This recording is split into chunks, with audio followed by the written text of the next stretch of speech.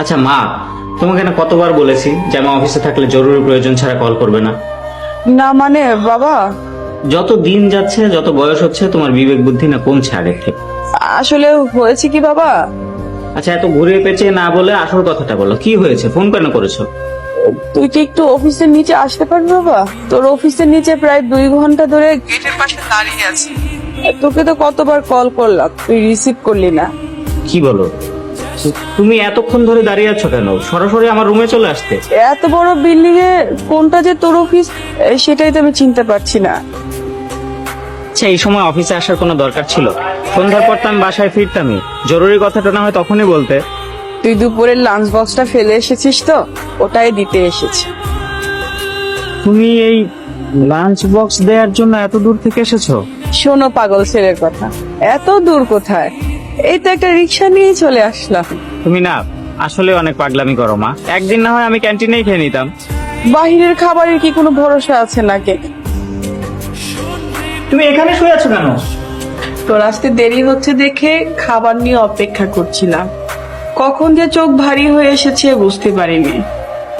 তোমাদের বৌমা কোথায়? কবিতার নাকি শরীর খারাপ, সন্ধ্যে থেকেই মাথা ব্যথা, ওষুধ খেয়ে মনে হয় ঘুমাচ্ছে। তুমি এখানে বসে না থেকে ঘুমিয়ে পড়তে। এই যে হাসছো কেন? তোর বাবা আর আমার বিয়ের 11 বছর পর তোর জন্ম হয়েছিল, তোকে পাওয়ার জন্য 11টা বছর অপেক্ষা করেছি, 9 মাস পেটে ধরে অপেক্ষা করেছি, আর তুই আমাকে শিখাচ্ছিস অপেক্ষা কাকে বলে। আম্মা কল করেছিল, বললো সামনে শুক্রবারে নাকি বাড়িতে অনুষ্ঠান আছে, তোমাকে আর আমাকে যেতে বলেছে। আচ্ছা যেতে বললে যাবো। বেলা বাজে 10টা, তুমি তাড়াতাড়ি উঠে ফ্রেশ হয়ে আমাকে আমার বাবার বাড়িতে রেখে আসো। হ্যাঁ দেখো, সপ্তাহে একটা দিনই তো আমি ছুটি পাই, একটা দিন একটু ঘুমাতে দাও। আমাকে বাবার বাড়িতে রেখে এসে যত খুশি ঘুমাও, এখন উঠো তো, মেজাজ খারাপ করে দিও না। তোরা কি কোথাও যাচ্ছিস নাকি? হ্যাঁ মা, আগামী শুক্রবার ওদের বাসায় একটা অনুষ্ঠান আছে, তাই ওকে ওর বাবার বাড়িতে রেখে আসতে যাচ্ছি। দেখে শুনে যেও বৌমা, আর সাবধানে থেকো। আপনিও সাবধানে থাকবেন মা, নিজের খেয়াল রাখবেন। আরে জামাই বাবা চলে এসে গেছে, বসে বসে। 10টা না 5টা না, একটা মাত্র মেয়ে জামাই আমার। তুমি না আসলে কে আসবে বলো? মা, তোমাদের জামাই কিন্তু আমাকে রেখেই চলে যাবে। এতদিন পর এসেছো, দুপুরে খাবারটা খেয়ে যাও। মেয়ে জামাই খালি মুখে বিদায় দিয়ে কিভাবে? আচ্ছা মা, আপনি যখন বলছেন আমি আপনাদের সঙ্গে লাঞ্চ করে তারপরে বাসায় যাব। আচ্ছা ঠিক আছে, আমি তাহলে কবিরকে এক্ষুনি বাজারে পাঠাচ্ছি। না না মা, বাজারে পাঠাতে হবে না, ঘরে যা আছে তাই রান্না করে। তাই কি হয় নাকি? আরে মেয়ে জামাইয়ের কদর তো ছেলে চাইতেও বেশি। মা কিন্তু শুধু শুধু ব্যস্ত হচ্ছেন। ঠিকই করেছেন, তুমি তো সব সময় বলো তোমার মায়ের চেয়ে নাকি আপন কেউ নাই। আমার মাও কারো চেয়ে কেউ না। আমার মা ভালো করেই জানেন জামাইকে কিভাবে আদর করতে হবে।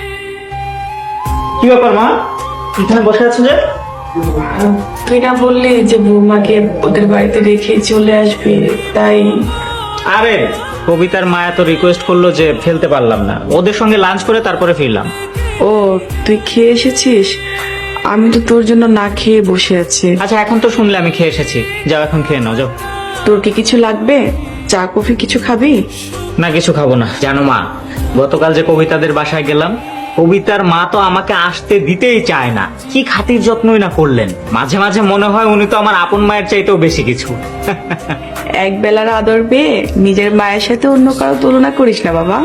অবশ্যই তুলনা করব, আমার তো মাঝে মাঝে মনে হয় তুমি আমার শাশুড়ি, উনি আমার মা, নিজের সন্তানের মতো স্নেহ করে। পারলে অনেকদিন গিয়ে থাক, তখন বুঝবি কে আপন।